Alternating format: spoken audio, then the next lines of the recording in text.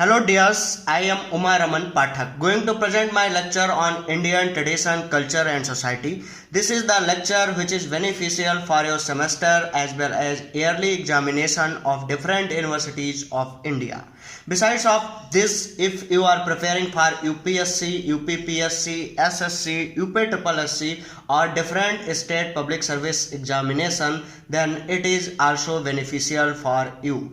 Let's start with our lecture. Let's start with us. Today's our content is marriages in ancient India, purposes of marriages, types of marriages, marriage according to sociology and marriage registration in Indian constitution. आज का जो हमारा content है वो है भारत में या ancient India या प्राचीन भारत में मैरिजेस कितने तरह की होती थी, कैसे प्राचीन भारत में मैरिजेस होती थी, इसके बारे में यहाँ पे डिस्कस करेंगे। और मैरिजेस का पर्पस क्या है या शादी का, विवाह का उद्देश्य क्या है, टाइप्स ऑफ मैरिजेस, जो शादियां हैं वो कितने तरह की हैं या विवाह जो है वो कितने तरह के होते थे एंशियंट इंडिया में। मैरिजेस अकॉर्डिंग टू सोशोलॉजी, समाज शास्त्र की नज़र में जो विवाह है वो क्या है। And marriage registration in Indian constitution, भारतीय संविधान में जो है वो विवाह पंजीकरण कैसे होता है इसके बारे में भी डिस्कस करेंगे। बेसिकली हिंदू मैरिज एक्ट यहाँ पे हम जो है उसके बारे में थोड़ा बहुत डिस्कशन कर लेंगे। आइए बात करते हैं मैरिजेस पर। Hindu marriage harmonise to individual mostly male and female for ultimate eternity so that they can pursue dharma, artha and काम। हिंदू मैरिज जो है वो दो इंडिविजुअल बॉडीज को, जो कि ज़्यादातर मेल और फीमेल होते हैं, ऐसा मैक्सिमम केसेस में यही होता है कि मेल और फीमेल ही शादी करते हैं, but few exceptions are there. कई बार मेल और फीमेल भी आजकल के समय में शादियां कर रहे हैं, जिसको आप कभी पढ़ते होंगे। तो मैक्सिमम केसेस में क्या होता है, टू इंडिविजुअल मोस्टली मेल और फीमेल जो है वो अल्टीमेट इंटरनिटी, जो मतलब अल्टीमेट गोल है उसको, ultimate eternity so that they can pursue dharma, artha. दो इंडिविजुअल मेल और फीमेल जो है वो एक साथ मिलते हैं, किस लिए, अल्टीमेट इंटरनिटी के लिए, अनंत काल तक साथ रहने के लिए। इंटरनिटी का मतलब है अनंत काल तक, इनफाइनाइट टाइम तक साथ रहने के लिए मिलते हैं, सो दैट, क्योंकि वो चाहते हैं परस्यू, मतलब परस्यू करना क्या, धर्म, अर्थ और काम। ठीक है, ये तीन गोल हैं या तीन ड्यूटीज हैं या तीन पुरुषार्थ हैं, धर्म, अर्थ और काम। इसको परस्यू करने के लिए जब दो जो है इंडिविजुअल मेल और फीमेल जो है वो अनंत काल तक साथ मिलते हैं, तो इसको मैरिज कहते हैं हिंदुज़म में। It is a union of two individual as a spouse and is recognized by the livable continuity. It is a union of two individual, ये दो इंडिविजुअल लोगों का यूनियन है, as a spouse, as a beloved की तरह, as a spouse की तरह, जो कि क्या करते हैं, वो लिवेबल कंटिन्यूटी, लगातार साथ रहना चाहते हैं। In Hinduism marriage is followed by the traditional rituals for the consummation. ठीक है, कहता है कि हिंदुज़म में जो है मैरिज जो है वो कुछ ट्रेडिशनल रिचुअल्स, ट्रेडिशनल परंपरागत रिचुअल्स मतलब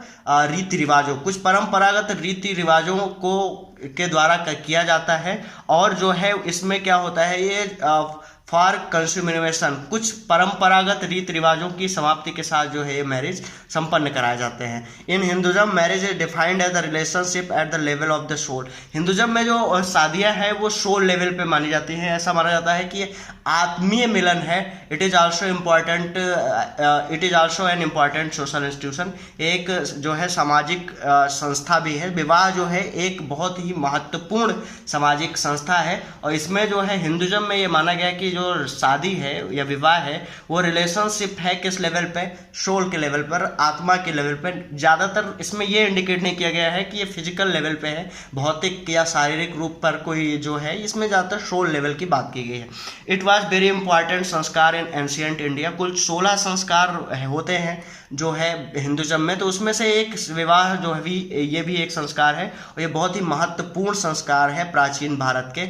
marriage is the beginning of the family. Marriage के साथ जो है किसी भी व्यक्ति का परिवार शुरू होता है, and is life long commitment, और जो है वो पूरे जीवन भर चलने वाला कमिटमेंट भी होता है। जो मैरिज है उसके साथ परिवार की शुरुआत होती है और जीवन भर का ये कमिटमेंट है, जहाँ पर दो लोग साथ रहने और साथ चलने की जीवन भर की कस्में खाते हैं। आजीवन साथ रहना, ठीक है, सात जीवन, सात जन्मों का कॉन्सेप्ट वगैरह यहीं से आता है। Marriage is more than physical union, ये मैंने अभी भी बताया कि ये फिजिकल यूनियन से ज़्यादा जो है यूनियन ऑफ सोल है, ठीक है। It is also spiritual and emotional जो है यूनियन। ये फिजिकल यूनियन के बजाय जो है इस पे जो हमारा हिंदू मैरिज है वो फोकस करता है स्पिरिचुअल और इमोशनल यूनियन पर। शादी का उद्देश्य केवल फिजिकल यूनियन नहीं है, बल्कि उससे ज़्यादा स्पिरिचुअल और इमोशनल जो है यूनियन जो है मैरिजेस द्वारा मिलता है। ये सारा जो है मैरिजेस के बारे में, हिंदू मैरिजेस के बारे में डिस्कशन है।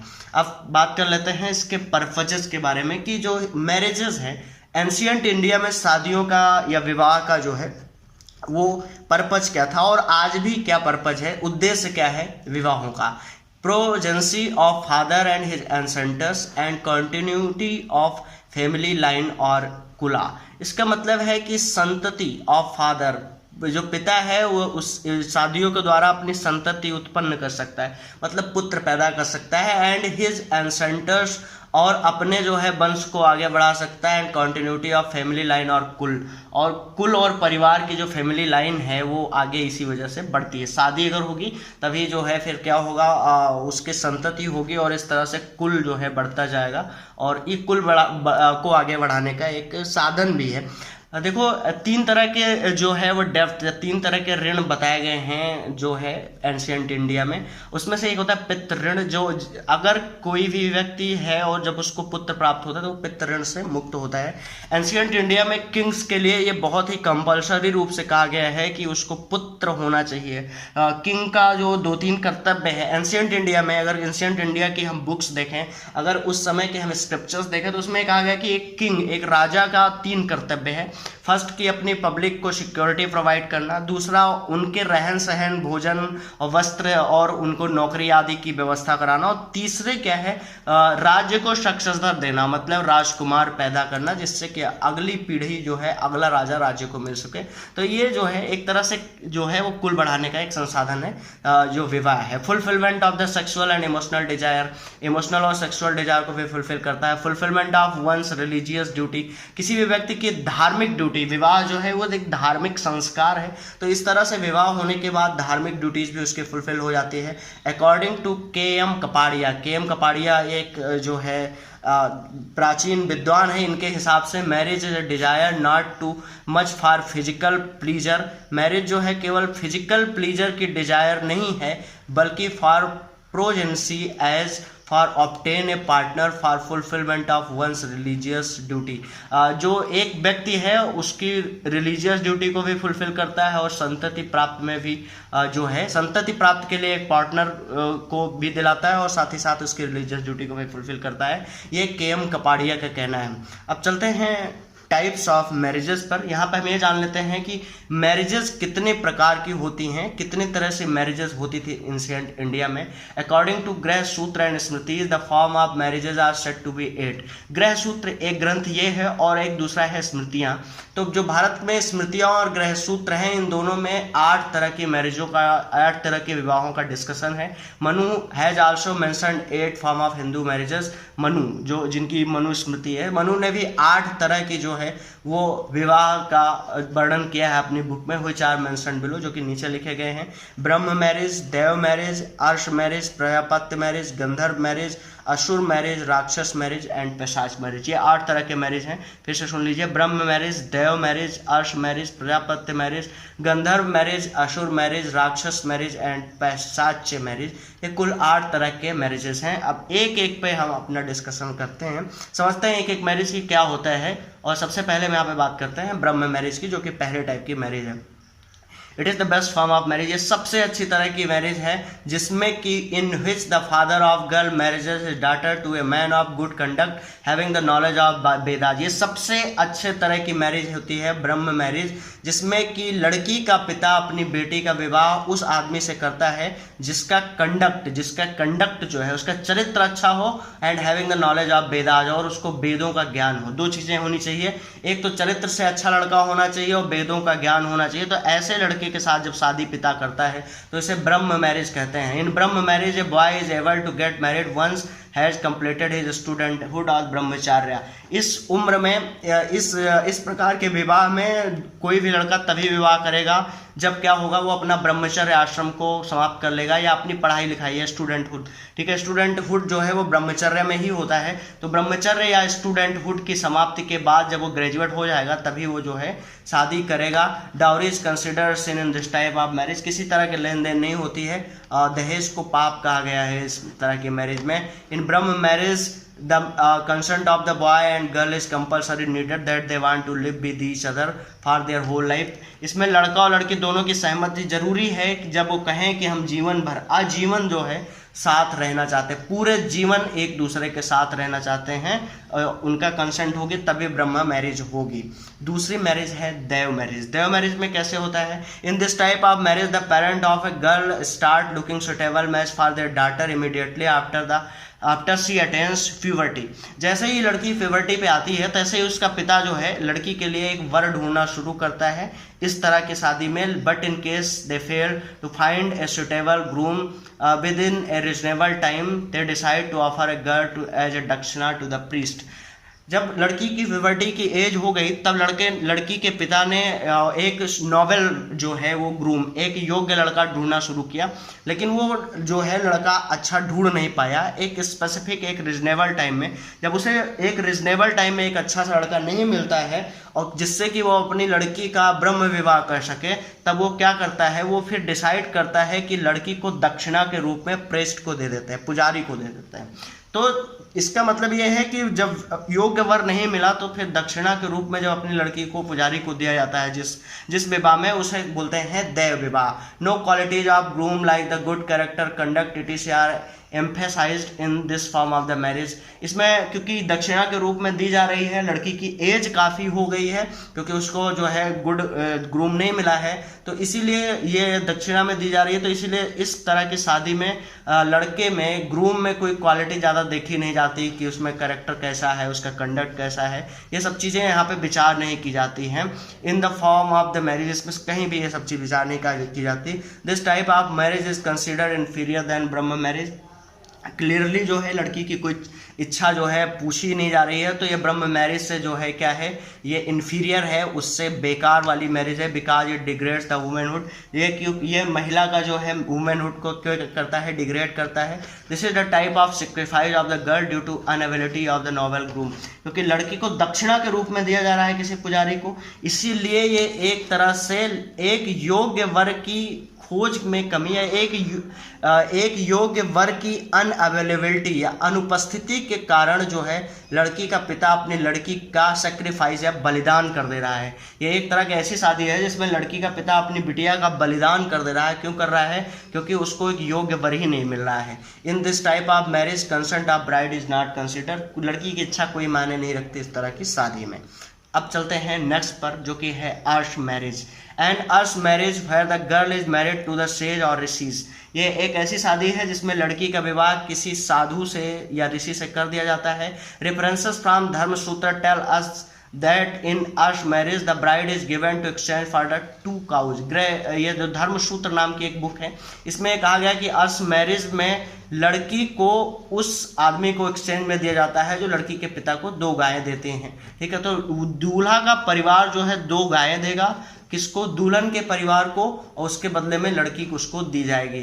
The cow which are taken exchange of the bride shows that even the groom do not have any remarkable quality. अब ये जब एक्सचेंज किया गया है गायों के बदले लड़की को, तो ये जो है इसमें ये कह सकते हैं कि इसमें लड़के में कोई रिमार्केबल क्वालिटी या उसकी क्वालिटी पे कुछ जो है नज़र नहीं देखी गई होगी। ये नहीं देखा गया होगा कि उसकी क्वालिटी क्या है, उसका कैरेक्टर क्या है, उसका कंडक्ट क्या है। According to shastras noble marriages had no monetary और बिजनेस ट्रांजेक्शन। शास्त्र कहता है कि अच्छी शादियों में कोई भी प्रकार की बिजनेस मतलब व्यावसायिक और मॉनेटरी मतलब किसी तरह तरह के भी व्यवसायिक या आर्थिक लेन देन नहीं होगा, इसीलिए इस तरह की शादी को भी नोबल या अच्छी शादी नहीं माना जाता। अर्श मैरिज को भी अच्छी शादी नहीं माना जाता। इस तरह के विवाह पहले के ज़माने में काउस के बदले होते थे, भारत नहीं लेकिन दुनिया के कई हिस्सों में अभी भी कुछ इसी तरह का विवाह होता है। अफगानिस्तान में कई बार पेपर्स में देखा गया है कि कुछ बकरियों के बदले, कुछ ऊँटों के बदले जो है लोग कम एज की लड़कियों को बड़ी एज के लोगों के साथ ब्याह देते, 70-80 साल के आदमी के साथ, 60 साल के आदमी के साथ 12, 15, 18 ऐसे अफगानिस्तान में और सीरिया के कुछ जो जनजातीय प्रदेश हैं ऐसी शादियां देखने को मिलती हैं, जब बकरी के बदले, ऊँट के बदले, घोड़े के बदले, 1-2 घोड़े के बदले, अनाज के बदले जो है लोग मजबूरी में अपनी लड़कियों की शादी करते हैं। इंडिया में भी कुछ हिस्सों में ऐसा होता है। चलते हैं नेक्स्ट मैरिजेस पर। यह है प्रजापत्य मैरिजेस। प्रजापत्य मैरिज में क्या होता है, in this type of marriage bride's father goes to search for groom. इस तरह के मैरिज में लड़की का पिता लड़के ढूंढने जाता है, दूल्हा ढूंढने जाता है। When he find a good and rich groom then he marriage his daughter with him. जब वो एक धनी और अच्छा दूल्हा पा जाता है तो उसके साथ अपनी लड़की की शादी कर देता है। This type of marriage is not considered as good as Brahma marriage. ये ब्रह्म मैरिज जितनी अच्छी नहीं है क्योंकि लड़की का जो कंसेंट है इसमें कंसीडर नहीं किया जाता। कन्यादान इसका पार्ट नहीं है। प्रजापत्य मैरिज में कन्यादान नहीं किया जाता है। मैक्सिमम लोग कहते हैं कि जो अरेंज मैरिजेस होती है वो प्राचीन काल की ब्रह्म मैरिज है, लेकिन मेरा मानना है कि प्राचीन काल की जो प्रजापत्य मैरिज है वही आजकल की अरेंज मैरिज है, क्योंकि ब्रह्म मैरिज में लड़की लड़के का कंसेंट जरूरी है, प्रजापत्य मैरिज में लड़की लड़के का कंसेंट जरूरी नहीं है।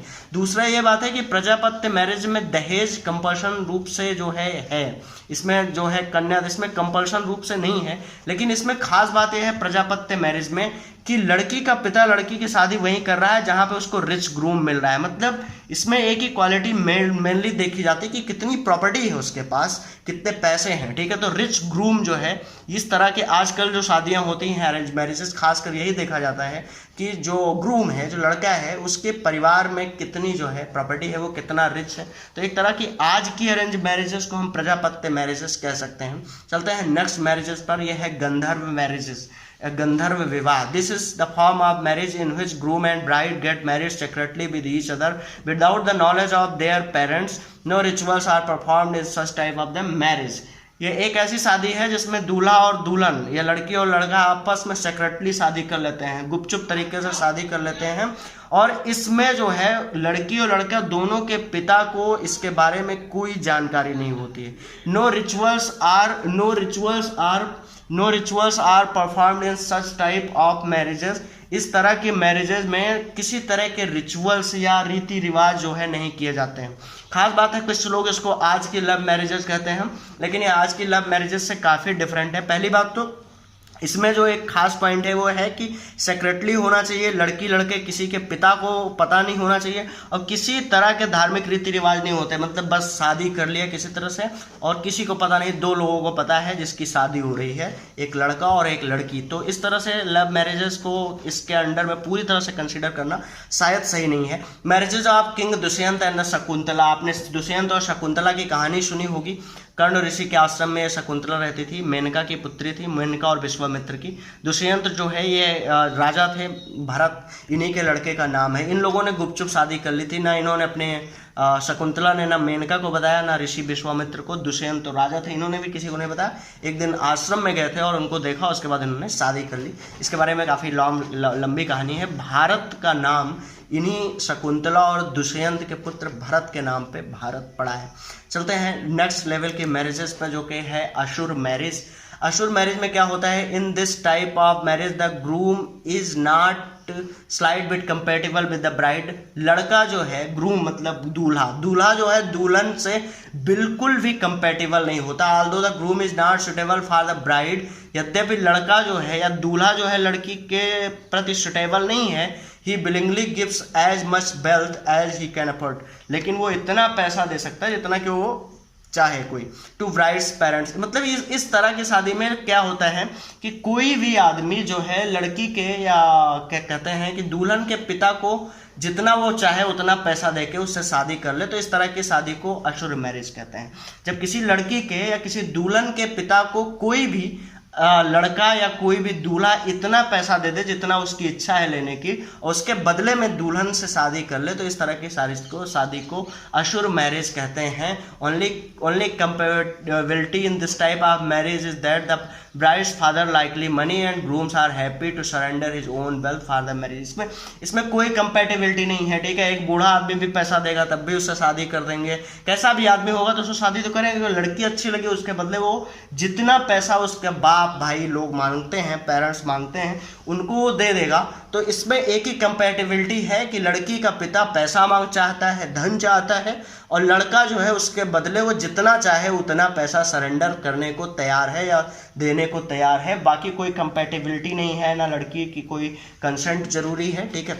ज़्यादा उम्र का आदमी भी कम उम्र की लड़कियों की साथ ऐसे में शादियां करते हैं। भारत के कई पार्ट्स में ऐसी शादियां देखने को मिलती हैं।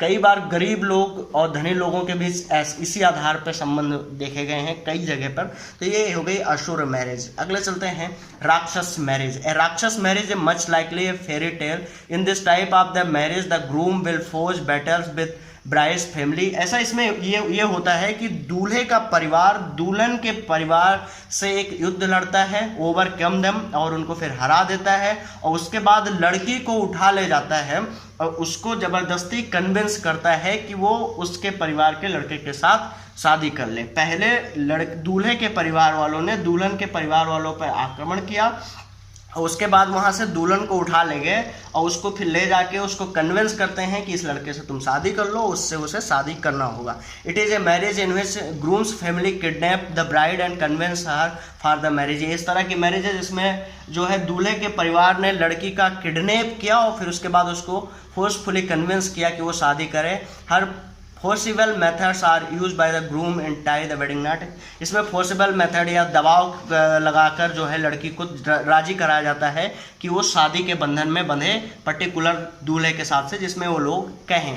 तो ये हो गया राक्षस मैरिज। राक्षस मैरिज खासकर कबीलाई पद्धति में होता है। कबीलों में बार बार देखा गया है। यहाँ पे एंशिएंट इंडिया की हिस्ट्री देखिए, एक कबीले ने दूसरे कबीले पर इसीलिए आक्रमण किया क्योंकि वहाँ की लड़कियों से उन्हें शादी करना था, फिर उनको हराया, फिर उन पर फोर्स डाला और उससे शादी करने के लिए दबाव डाला। कई इस्लामिक अटैक्स भी इस तरह के हुए, जब किसी रानी को, किसी स्त्री को, किसी राजकुमारी को देख के पूरी की पूरी रियासतें तबाह की गई। जब तक कि लड़की ने हाँ नहीं कर दिया शादी करने के लिए, तब तक रजवाड़े और रियासत और लोग मारे जाते रहे और रियासतें तबाह होती रही। इस तरह के बहुत से उदाहरण इतिहास में भरे पड़े हैं। तो ये राक्षस मैरिज हो गया। नेक्स्ट है और लास्ट है पैसाच मैरिज। ये इस तरह की शादी है, इसे सबसे घटिया तरह की शादी कहा जाता है। वर्स्ट मतलब घटिया से घटियातम टाइप की शादी है जिसको पैसाच मैरिज कहा जाता है। If a man marry a girl whom he has seduce, जब एक आदमी एक लड़की से शादी करता है जिसको उसने सीड्यूस किया है, व्हाइल शी वाज अस्लीप, जब वो सो रही थी, कोई लड़की सो रही थी और किसी ने उसको सीड्यूस किया, उसके बाद उससे कह रहा है कि अब तो तुम सीड्यूस हो चुके, अब तो शादी कर रहे हैं तुमसे। इनटॉक्सिसाइड, ठीक है, उसको क्या है, उसको कुछ नशे की चीज़ दे के उसको उसके साथ संबंध कर लिया, फिर अब उसके बाद कह रहे हैं कि अब तो शादी करो। और इंसेंस, बेहोशी की हालत में उससे जो है कुछ किया, उसके बाद उसको शादी करने के लिए कह रहे हैं। Then this type kind of the marriages called Paishach marriage. तब इस तरह की मैरिजेस को कहते हैं Paishach marriage. This is the worst form of the marriage. ये सबसे घटिया तरह का जो है मैरिज है। This kind of marriage is later on prohibited. बाद में इसको प्रोहिबिटेड कर दिया गया, बोल दिया गया ये घटिया मैरिज है, इसको अब बंद कर दिया जाएगा, ठीक है। तो इस तरह की मैरिज में पैसाच मैरिज बोलते हैं। पैसाच मैरिज आपको पता ही होगा कि इसको क्यों घटिया कहते हैं। कई बार वर्तमान में भी कई बार इस तरह की चीज़ें देखने को मिलती है। कई बार देखा गया है कि देश की अदालतों ने भी इस तरह के डिसीजन दिए हैं जब उन्होंने पूछ लिया किसी से या कह दिया कि कोई रेप विक्टिम जो है वो एक्यूजर से ही शादी कर ले, जिसने उसका रेप किया है उसी से शादी कर ले। तो इस तरह की बातें जो है वो पैसाच मैरिज के अंडर में ही आती हैं। अभी 2-3 महीने पहले ही एक देश में काफ़ी बड़ी कंट्रोवर्सी हुई जब सुप्रीम कोर्ट के प्रधान न्यायाधीश जस्टिस बोबड़े साहब ने एक रेप विक्टिम लड़की से पूछा कि do you want to marry with him, क्या आप उस लड़के से शादी करना चाहते हैं जिसने उस लड़की के साथ रेप किया। और उसके बाद ये विवाद बहुत ज़्यादा बढ़ गया कि ये तो लोगों ने यहाँ तक कह दिया कि क्या सुप्रीम कोर्ट ये कहना चाहता है कि शिकारी जो है वो जो है उसी को छूट दे दी जाए शिकार करने की। तो एक तरह से ये पैशाच्य मैरिज का ही एक एग्जाम्पल था कि किसी भी रेप विक्टिम लड़की को यह कह देना कि यार अब उसी से शादी कर लो क्योंकि और कोई तो तुमसे शादी करेगा ही नहीं। क्योंकि पैशाच्य मैरिज में भी क्या है, किसी लड़की को सेड्यूस कर लेना जब वो सो रही हो इंटॉक्सिकेटेड, या उसको कोई जो है नशीला पदार्थ दे के तब उसको सेड्यूस कर लेना, या इंसान जब वो क्या हो बेहोशी की हालत में हो तब उसको सेड्यूस कर लेना और उसके बाद फिर उसको मैरिज करने के लिए कहना। देश की पंचायतों में भी जो आमतौर पर गांव में पंचायतें होती, शहरों में भी जो जो जो कहते हैं सम्मानित लोग होते हैं, वो इस तरह की सलाह देते हुए देखे जाते हैं कई बार रेप विक्टिम्स को कि अब तो शादियां होना मुश्किल हो जाएगा, तो ऐसा करो उसी लड़के से किसी तरह से शादी कर लो। तो ये इस तरह की शादियों को पैशाच्य मैरिज के अंडर में ही हम काउंट करते हैं और इसको पैशाच्य मैरिज ही कहते हैं। अब नेक्स्ट चलते हैं कि मैरिजेज अकॉर्डिंग टू सोशोलॉजी के अकॉर्डिंग मैरिजेस कितने तरह की होती है, इसके बारे में थोड़ा सा हम डिस्कशन कर लेते हैं। On the basis of number of mates types of marriages are, जितने आपके मेड्स हैं या जितने आपके पति या पत्नी हैं उसके हिसाब से जो है, या साथी या जीवन साथी कितने हैं उसके नंबर्स के हिसाब से जो है मैरिजेज ये जो है नीचे लिखी हुई हैं कि कितने तरह की होती है। पहले टाइप्स की मैरिजेज है मोनोगेमी जो है this is a form of marriage in which a man और woman remains in marriage with only and one man और वुमेन एट ए टाइम। इसमें क्या होता है कि कोई भी औरत या आदमी एक औरत या आदमी के साथ एक समय में जो है शादी में रहती है।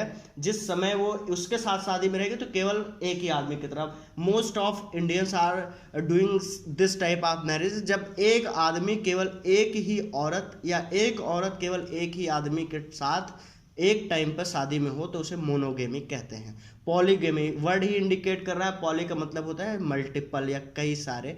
तो this is a form of marriage in which a man और woman is allowed to marry more than one partners at same time. एक ही समय पर जब कोई औरत या आदमी एक ही टाइम पर कई सारे पार्टनर से शादी करे तब उसको पोलोगेमी कहते हैं। ठीक है, एक औरत ने 5-6 लोगों के साथ शादी कर ली या एक आदमी ने 5-6 औरतों के साथ एक ही टाइम पे शादी कर ली तो उसे पोलोगमी कहते हैं। जैसे कई सारे एग्जाम्पल आपने एंशिएंट इंडिया में देखे होंगे, मॉडर्न में पता नहीं कहाँ कौन है। जैसे कि द्रौपदी ने द्रौपदी के 5 पति हुआ करते थे, पोलोगेमी का एग्जाम्पल है। दशरथ की 3 पत्नियां हुआ करती थी, ये भी एक पोलोगेमी का एग्जाम्पल है। कई बार ऐसे भी कई लोग थी, कई स्त्रियां थी जिनके मल्टीपल पति होते थे, कई सारे पति हुआ करते थे। ये सारे पोलोगेमी के एग्जाम्पल हैं। पोलोगेमी तरह की शादियां आज भी देश के कई राज्यों में प्रचलित हैं, चलती हैं। हरियाणा में लड़कियों की कमी है इसलिए वहाँ पोलोगेमी होती तरह की शादियां देखी जाती हैं। उत्तराखंड में कुछ इलाकों में पोलोगेमी होती है, जब एक लड़की की शादी 4-5 भाइयों में या 2-3 भाइयों में कर दी जाती है तो इस तरह से उसे पोलोगेमी कहते हैं। अपने डेज डिसाइडेड हैं, बहुत सारे तरीके हैं, इसके बारे में बहुत ज़्यादा डिस्कशन मुझे नहीं करना। बट पोलोगेमी जो है ये प्रचलित है कि 4-5 भाई हैं तो उनके साथ एक लड़की की शादी कर दी गई। इसका रिवर्स कम देखा जाता है, लेकिन लड़के के साथ एक औरत की या एक लड़की की 4-5-6 जो है वो आदमियों के साथ शादी ये अभी भी देश के कई हिस्सों में है और होती है। चलते हैं अब नेक्स्ट पर, यह है पॉलीएंट्री। It is a sub part of polygamy in which a woman is permitted to marry with more than one man at same time. ये जो है ये इस तरह की शादी है जब इसमें एक औरत कई सारे हस्बैंड रखती है एक टाइम पर कई सारे जो है वो आदमियों से एक औरत अगर शादी करते हैं तो उसे पॉलीएंट्री कहते हैं। ठीक है, पॉलीगेमी के 2 पार्ट होते हैं। पॉलीगेमी के 2 पार्ट होते हैं। एक पार्ट में ऐसा कहा गया है कि जब कोई एक औरत केवल जो है वो ब्रदर्स में शादी करती है, सगे भाइयों से शादी करती है, तो वो पॉलीगमी एक पार्ट हो गया। एक दूसरा पार्ट ये होता है कि एक औरत कई अलग अलग लोगों में, वो भाई नहीं है आपस में, वो अलग अलग खानदान कुल परिवार से आते हैं, फिर भी उनके साथ शादी कर ले कई सारे पतियों के साथ, तो वो पॉलीगमी का दूसरा पार्ट है। उसके बारे में ज़्यादा डिस्कस नहीं करेंगे यहाँ पे। अब आते हैं marriages in constitution of India. Bharat के संविधान में मैरिजेस के बारे में क्या एक्ट या प्राविधान है। In India the marriage of Hindus are registered as per Hindu marriage act 1955। देखिए, हिंदुओं के लिए अलग कानून है, तो हिंदुओं के लिए जो हिंदुओं की शादियां हैं वो हिंदू मैरिज एक्ट 1955 के तहत भारत में रजिस्टर्ड होती हैं या पंजीकृत होती हैं। हिंदू मैरिज एक्ट 1955 के तहत, जो कि 18 मई 1955 को जो है वो आया था। 18 मई 1955 से लागू है हिंदू मैरिज एक्ट। बाकी अगर अलग अलग धर्मों में अलग अलग जातियों में लोग शादी करते हैं तो वो स्पेशल मैरिज एक्ट के तहत आता है। जैसे हिंदू ने किसी मुसलमान से शादी कर ली, हिंदू लड़का है मुस्लिम लड़की है, या ईसाई से शादी कर ली, तो इस केस में क्या हो जाएगा कि वहाँ पे हिंदू मैरिज एक्ट में ये शादी रजिस्टर्ड नहीं होगी, ये शादी रजिस्टर्ड होगी स्पेशल मैरिज एक्ट के तहत। बाकी मुसलमानों की शादी के लिए हिंदू मैरिज एक्ट या स्पेशल मैरिज एक्ट नहीं लगता। मुसलमान और मुसलमान लोग आपस में जब शादी करते हैं तो उसके लिए दूसरे कानून हैं, और जो है यही 3 तरह के कुल मिला के कानून हैं भारत में। क्योंकि हिंदू मैरिज एक्ट जो है ये पार्ट हुआ करता था भारत में जब हिंदू कोड बिल आया था, हिंदुओं सुधारों के लिए जवाहरलाल नेहरू की सरकार ने लाया था, तब ये हिंदू मैरिज एक्ट उसी टाइम पे बन गया। फिर कहा गया कि अगर इंटर रिलीजन शादियाँ होती हैं तो क्या किया जाएगा, तो उसके लिए स्पेशल मैरिज एक्ट बना दिया गया। स्पेशल मैरिज एक्ट में इंटर रिलीजन शादियों के परमिशन दी गई। बाकी इस्लाम के लिए अलग नियम है, उनके अलग शादियाँ होती है, उसका अलग तरीका ही था। अभी तक वही चल रहा है। अब इस समय कहा जा रहा है कि सबके लिए कंबाइंड एक कानून लाया जाए। इस पे क्या होता है कुछ कह नहीं सकते। इसी के साथ थैंक यू, धन्यवाद, जय हिंद, जय भारत।